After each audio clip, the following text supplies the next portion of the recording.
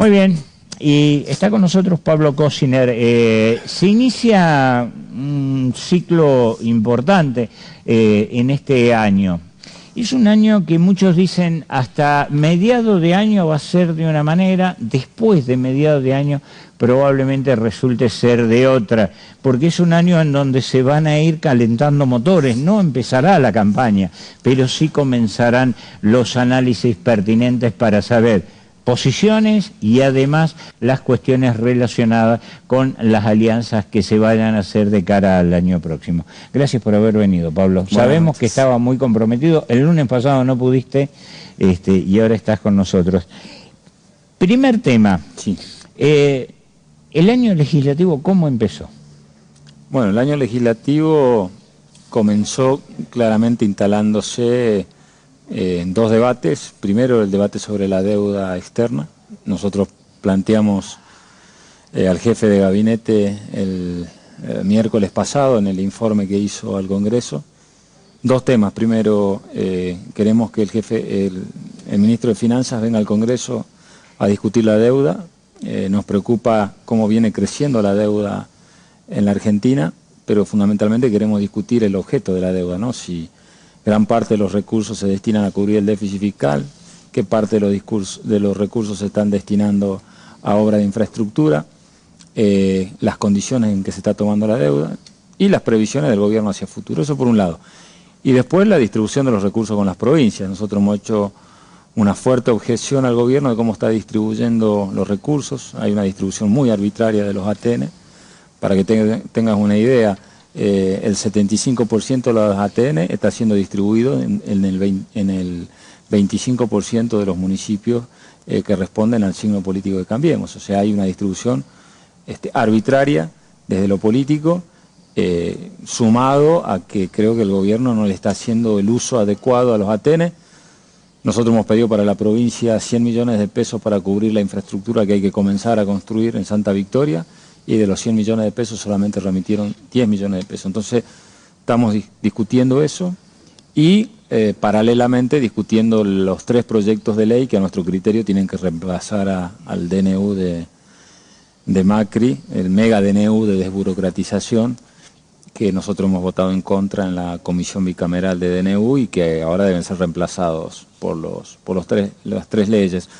Arrancó de esta manera, obviamente que tiene mucho que ver cómo vaya hacia adelante, cómo esté el país y fundamentalmente en la economía, que creo que es el problema más complicado.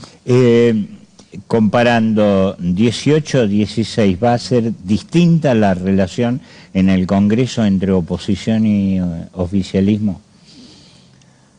Digo porque son escenarios completamente distintos. En aquel momento ustedes apostaron y dijimos, le damos las herramientas. El 2016 fue un escenario donde hubo mucho diálogo, hubo temas que nos hemos puesto de acuerdo, temas en que no, pero hubo bastante diálogo y se han podido trabajar algunas leyes de manera conjunta. Me parece que si el gobierno va a depender mucho del margen de diálogo que quiera tener el gobierno, ¿no?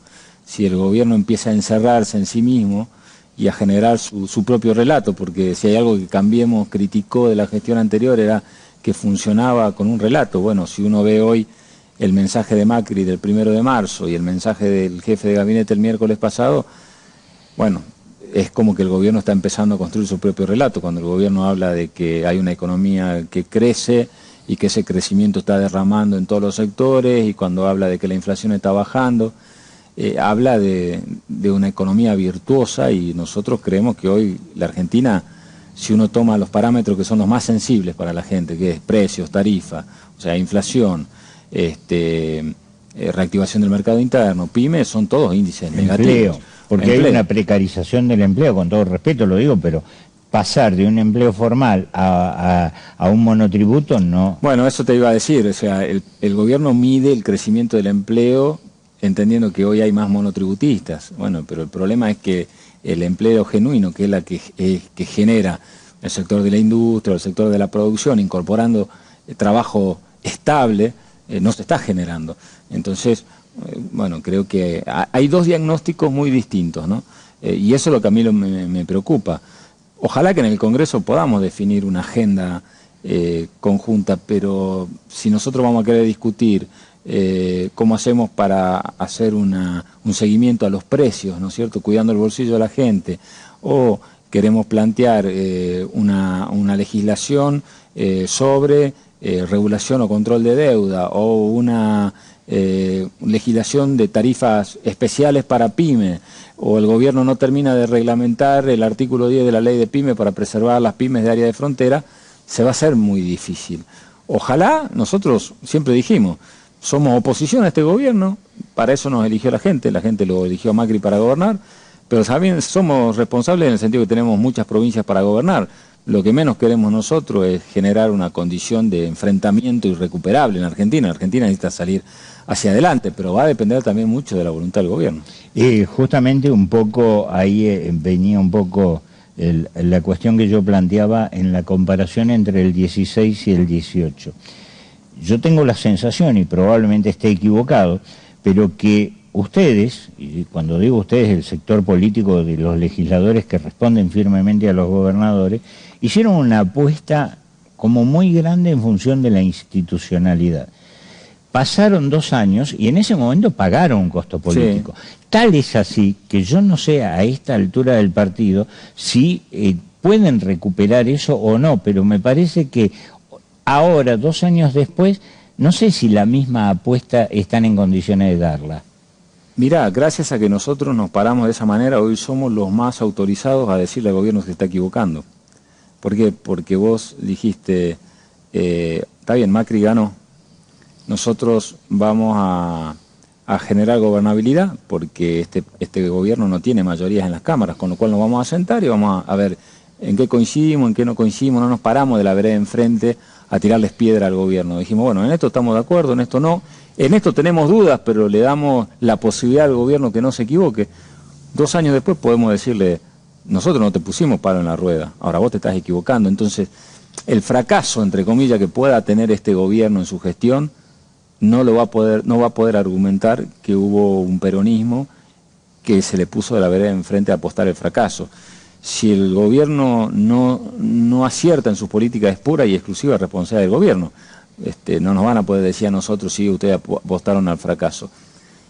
Y la gente lo valora. Si vos habrás visto el otro día una encuesta que salió en el diario Clarín, sí, sobre hipótesis de confrontación entre el presidente Macri y los distintos referentes del opositor. Hoy el dirigente opositor más competitivo es Juan Manuel Urtubey, al que muchos calificaron de obsecuente, de que se entregaba. No, traidor. De traidor. No, la gente valora esa posición de decir, hay dirigentes en la Argentina que por más que son opositores, no buscan sacar rédito apostando al fracaso de un gobierno. Si este gobierno se equivoca, claramente es porque se ha equivocado en su política, nadie apostó al fracaso. Y tiempo para diferenciarse va a haber claramente cuando se acerquen las elecciones. Lo que sí que no podemos vivir de procesos electorales permanentes, y además son posiciones distintas. Yo no digo que son ni mejor ni peor. Por ahí hay compañeros del peronismo que no tienen responsabilidad de gobierno en sus provincias y se colocan de otra manera. Los que tenemos responsabilidad de gobernar en las provincias y nos hacemos cargo de eso, porque tenemos que darnos vuelta y darle respuesta a todos los salteños, nos tenemos que parar obligatoriamente de otra manera. Y eso creo que el conjunto de los argentinos lo valora, si no la imagen de Urtubey estaría destruida. Y cualquier encuesta de opinión que vos veas lo coloca como el dirigente de la oposición, del peronismo, de la oposición, que es el más competitivo. Después se verá si eso se traduce o no en una candidatura. Sí, sí.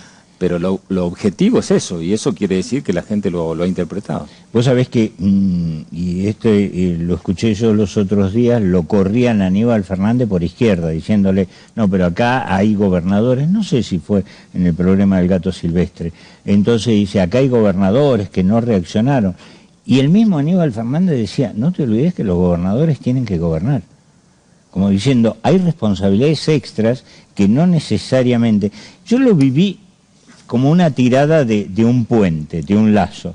Después vino San Luis. ¿Qué opinas de San Luis y la reunión que se hizo este fin de semana? Mira, yo en eso soy muy respetuoso. Me parece que son válidas todas las convocatorias que se puedan hacer para hablar de política, para hablar del futuro del peronismo. Lo que sí debo decir que el peronismo tiene 2 caminos a tomar. O se queda en una discusión de poder de los dirigentes. Yo creo que hay compañeros que todavía están viendo cómo hacen para juntar más dirigentes en una foto y cómo plantearlo como un espacio de poder. Eso me parece que equivocado. ¿Eso es San Luis? Y San Luis, yo creo que hay compañeros de buena fe que quieren construir, pero hay otros compañeros, o yo no sé si compañeros, porque el que piensa en interés propio y no en el conjunto ya no es compañero. Primero la patria y después el movimiento. Yo creo que hay gente que debería entender que su tiempo terminó en política, por lo menos por ahora. A ver, nosotros venimos, Néstor, las 3 últimas elecciones, 2013, 2015 y 2017, el peronismo perdió las elecciones nacionales. Ahora, si no hacemos una autocrítica de eso, si queremos ofrecerle a la gente lo mismo, ¿por qué la gente va a cambiar si ya en 3 oportunidades nos dijo que no con determinadas figuras nacionales? Entonces el peronismo creo que está obligado sin dejar de pensar en tratar de lograr puentes de diálogo y demás, a renovarse, a ser más democrático, a reconciliarse con muchos sectores. El peronismo, hay algunos que les es más cómodo, como dicen, conducir la oposición. Dicen, no, nosotros tenemos que conducir la oposición. Yo digo que no, el peronismo tiene que tomar el desafío de volver a construir un proyecto mayoritario de sociedad. Y si vos querés construir un proyecto mayoritario, tenés que volver a convocar a sectores que hoy se enojaron con vos. Si no, sos una minoría y nunca vas a poder ser gobierno. Entonces, autocrítica, construcción de liderazgos renovados, convocatoria a sectores que confrontaron y que se enojaron con el peronismo. Ese creo que es el camino. O sea, no juntarnos solamente los peronistas para decir entre nosotros qué bueno que somos. Eso la verdad que no tiene ningún efecto. Si nosotros queremos volver a construir un proyecto para la Argentina, yo creo que están dadas las condiciones y te explico por qué. Así como la mayoría de la gente en la Argentina no quiere volver atrás, tampoco está conforme con lo que hay hoy. Y yo creo que se abre una posibilidad de construir una instancia superadora hacia el 2019, pero esa instancia nosotros la tenemos que ver como instancia de unidad nacional. O sea, tenemos que ser capaces hoy en la Argentina de la diversidad sacar los puntos que nos unen, ¿no? Porque también al gobierno le es muy funcional esta grieta, ¿no? Así como hay ciertos sectores del peronismo que no quieren borrar la grieta por intransigencia, al gobierno le es funcional la grieta, entonces confrontando con el pasado buscan sacar rédito. Nosotros tenemos que superar eso. Estaba pensando mientras decías eso y digo, el peronismo del siglo XXI, soberanía política, independencia económica y justicia social son los 3 postulados base desde donde arranca toda la doctrina o la filosofía, yo creo que es doctrina peronista. ¿Son posibles en el siglo XXI? Sí, lo que pasa es que hay que allonarlos, digamos. Si uno habla que la justicia social todavía sigue siendo una meta pendiente en la Argentina, donde hay niveles de pobreza cercanos al 30%, ¿cómo justicia social no va a ser un parámetro? Ahora el problema es que tenemos que mirar hacia atrás, qué es todo lo que se hizo mal, para que 70 años después de que el peronismo comienza a desarrollarse en la Argentina, todavía tengamos estos niveles de pobreza. Y yo creo que lo que hay que hacer es decir, bueno, sobre estos parámetros, cuáles son las herramientas, que seguramente serán distintas. Los objetivos, claramente, lograr justicia social, lograr definir un plan económico que tenga como prioridad el desarrollo, la producción y la industria, ¿no? En esa independencia económica que implica que la Argentina pueda definir claramente sus políticas y no tengas que estar recurriendo permanentemente a organismos internacionales para pagar déficit.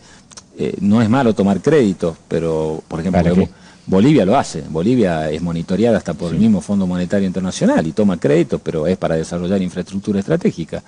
Yo creo que son metas a cumplir, nada más que las herramientas hay que allonarlas a este momento. Pensar que vamos a utilizar la misma herramienta del año 45, el mundo ha cambiado, es distinto. Es un mundo de posguerra por un lado y hoy un mundo globalizado. ¿Cómo será que es distinto que hoy Estados Unidos está generando un sistema proteccionista de desarrollo de su propia industria? ¿Quién pensaba que los Estados Unidos iban a entrar en esa dinámica? Y es lo que nos puede complicar a nosotros, por ejemplo, disponer de crédito a nivel internacional. El mercado del crédito hoy en el mundo es distinto hace un año. Sí. Y la Argentina dejó pasar el tren, digamos. Vos sabés que te escuchaba y hay un informe de un investigador del MIT, que es el Instituto de Investigaciones de Massachusetts, Tecnológica de Massachusetts, que dice que Donald Trump se parece a la Argentina y lo compara con Perón, justamente por este tema de cierre de fronteras y de promover el desarrollo industrial.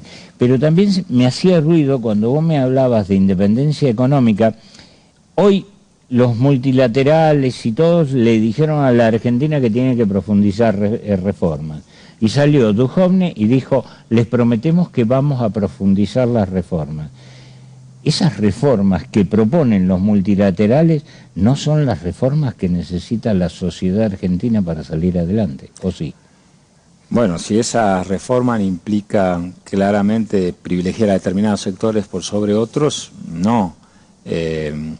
Por eso hay que ir separando, y siempre en Argentina quedamos en extremo, decir, bueno, es importante que la Argentina vuelva a los mercados internacionales, sí, ahora esa no quiere decir que sea a costo de cualquier precio. Entonces parece ser como que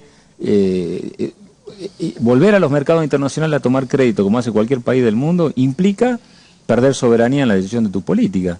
Y eso no tiene que ser así. A mí me parece bien que vos te sientes con quien te presta dinero para discutir, digamos, algunas cuestiones vinculadas al crédito, cuestiones estratégicas, pero no que te condicionen tus políticas. Entonces, ese es el problema de la Argentina, que alguien alguna vez tiene que ponerle orden, en el sentido de decir, no podemos bandearnos permanentemente de un lado de una visión hacia otra, ¿no? Y es tan pendular y tan pendular. ¿Nos movemos entre absolutos? Sí. Bueno, creo que uno de los grandes problemas de la Argentina es esa. Yo te doy un solo ejemplo que no tiene que ver con la economía y la gente lo va a comprender. Hasta el Papa lo metimos en la grieta. Sí. ¿Entendés lo que te quiero decir? O sea, en vez de la Argentina estar disfrutando lo que es tener al hombre más importante del mundo, y que seguramente puede llegar, seguirá siendo el hombre respetado en todo el mundo, acá hay que ver quién lo destroza mejor, ¿no? Entonces es muy gracioso, porque los que se alegraban porque Francisco había sido elegido Papa, hoy lo combaten. Y los que lo combatían cuando hoy lo quieren usar. Y el Papa es el Papa. Los que tuvimos la posibilidad de leerlo, yo lo leí muchísimo a Bergoglio y lo leo ahora como Tiene Francisco. Una encíclica del 2001 que es impresionante. Digamos, es un pensador. Dice lo mismo que dice hoy. Bueno, ahí está el tema. Lo que pasa es que los que lo usan, y dicen, pero ¿cómo el Papa puede decir esto? ¿Cómo puede decir? Y porque siempre pensó así. Ahora, el que nunca lo conoció, bueno, ¿por qué doy este ejemplo? Y porque tendemos a destruir todo, ¿viste? Entonces, todo lo metemos en la trituradora y queremos ver cómo cada uno saca tajada. Por eso digo que el argentino que se pare hacia el 2019 con un mensaje de unidad nacional, creo que está en condiciones de generar la expectativa de algo nuevo en la Argentina. Porque el gobierno le prometió la unidad nacional a los argentinos y no lo ha cumplido. Se ha dedicado a profundizar la grieta. Y porque cierto sector del peronismo también les funciona la grieta, porque quieren solamente construir la oposición, no construir una nueva mayoría.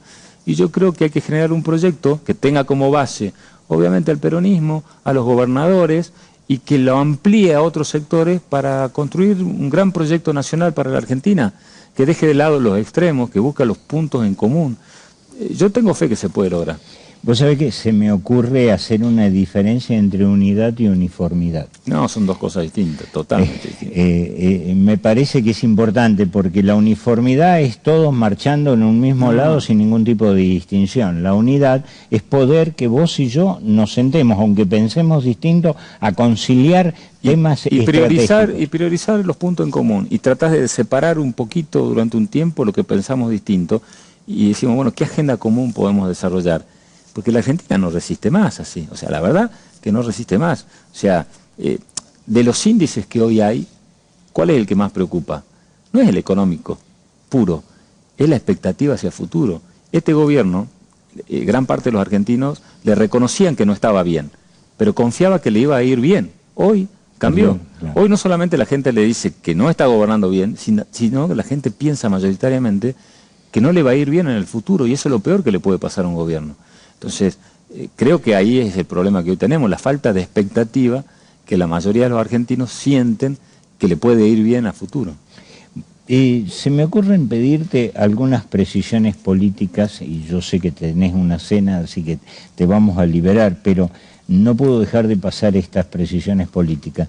Reforma laboral. Ayer escuchaba algo, lo escuchaba el propio presidente de la Nación, que decía no la votaron. No, mentira, no es que no la votaron, la presentaron y la retiraron.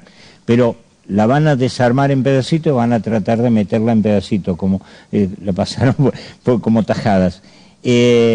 ¿Hasta dónde sí, hasta dónde no? Inclusión laboral, sí. Inclusión laboral significa la posibilidad de generar un marco de regularización de trabajo no registrado. La Argentina tiene más del 30% de trabajo no registrado, con lo cual a mí me parece bien buscar una ley de inclusión laboral que permita que un trabajador registrado pase no registrado, registrado. Hoy el trabajador no registrado nadie lo defiende porque justamente no está registrado. Eso creo que sí puede discutirse. Lo que creo que no va a llegar a discutirse es la modificación a la ley de contrato de trabajo que pongan en riesgo derechos adquiridos de los trabajadores. Eliminar paritaria ni loco. No tiene la más mínima posibilidad de salir por el Congreso. Ahora, más allá de sus negocios, la mentira frente a la Oficina Anticorrupción. Y yo creo que... ¿No es falsear instrumento público?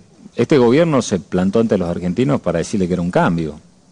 Y estas cosas no parecen ser un cambio en el método, ¿no?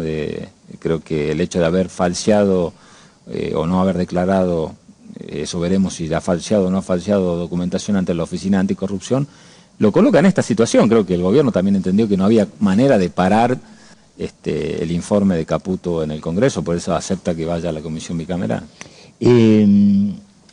Se dispusieron detenciones por parte de la justicia de una manera casi te diría brutal. Hay casos en donde ni siquiera le habían tomado indagatoria y lo habían detenido. Se dijo mucho de esto, que era para perseguirlo, se armó un escándalo bárbaro y resulta que poco a poco comienzan a recuperar libertades en virtud de un proceso. Es decir, si no se pone en riesgo ni que el tipo se escape, ni que bloquee la investigación, normalmente las personas no son detenidas. Acaban de salir ahora los titulares del grupo Indalo.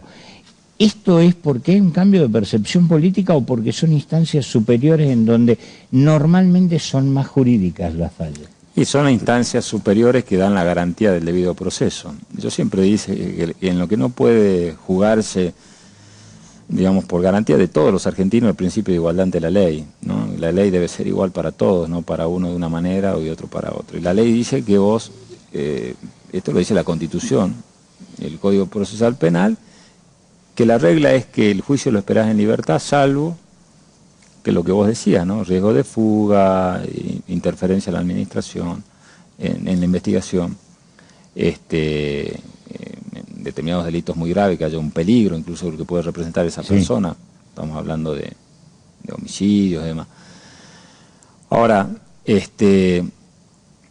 no puede ser la regla al revés, la detención sin justificación. El problema es que mal aplicada en primera instancia ese principio y después revisada correctamente en segunda instancia genera el descreimiento de la justicia. Porque hoy mucha gente se va a empezar a plantear... roto la justicia. Claro, es el descrédito. ¿Por qué? Porque mucha gente va a plantear, pero al final si este robó, ¿cómo sé que ahora lo dejen libre? Entonces, ¿por qué? Porque en primera instancia se conformó toda una idea que ya había una sentencia, por eso está preso, y esa persona no estaba preso por sentencia, sino que estaba esperando un proceso. Entonces, guarda con esto, porque si se genera una imagen general de que la justicia se ha equivocado, la credibilidad esa después no se levanta más. Y yo temo que pueda pasar eso con la revisión de algunos fallos de primera instancia en donde esa detención puede haber sido mal dispuesta, ¿no? Cristina Fernández de Kirchner en el Senado, sé que no te corresponde, pero sí debes haber hablado con Pichetto. Pichetto es un hombre cercano a ustedes, y Pichetto dijo, si no hay condena, no hay desafuero. Cambiemos pidió igual la sesión para el desafuero de Cristina. ¿Es un circo más o pretenden el desafuero? No sé, pero más allá de las diferencias políticas o de visiones coyunturales que uno pueda tener con la expresidenta ahora, también hay que tener mucho cuidado cuando el proceso tiene que ver con un impacto político, digamos. Es una referente líder de oposición, te puede gustar o no. Entonces, creo que ahí hay que tener mucho cuidado también, ¿no? En cómo se usa estas cuestiones de las detenciones y demás. Es muy difícil que en el Senado avance el desafuero si no hay una condena. Y más con las cuestiones que están pasando ahora, de que las detenciones después se revisan y no está claro que sean bien dictadas, sin condena. Entonces, me parece que es un tema difícil para el Senado, pero el Senado sí tiene un criterio, bueno o malo, cada uno podrá tener su opinión. Distintos diputados, sí, porque ustedes lo desaforaron a debido. Lo que pasa es que lo debido también era ya una acumulación de causas bastante complicadas y con procesamientos. Entonces no estábamos hablando, había hasta la cuestión vinculada a las muertes en el accidente de 11. Sí, que salió un nuevo informe, no sé si lo viste. Sí. Los frenos funcionaban bien. Por eso. ¿Hasta dónde es la manipulación? Y bueno, el tema también tiene que ver con dilatar las causas tanto tiempo, ¿viste? Entonces, en la medida que las causas se van dilatando tanto tiempo, y en esa dilatar las causas hay una investigación al comienzo, otra pericia que suplanta la primera, y así pasa el tiempo, y la verdad que mientras más pasa el tiempo, más lejos de la verdad real vamos a estar. Eso en materia penal es cantado, y empiezan las interpretaciones. Entonces creo que la justicia hoy en la Argentina tiene la oportunidad de generar certezas, porque si no se generan certezas sobre estas causas trascendentes, y el descrédito es cada vez mayor. ¿Hay algo que nos haya quedado en el tintero? Posiblemente, seguramente cosas, pero bueno, ya tendremos tiempo para hablarlas. No. Gracias por muchas gracias a vos. Nosotros volvemos en un ratito, va a estar otro diputado nacional, que es Sergio El Oso Leavi, acá en Interpelados.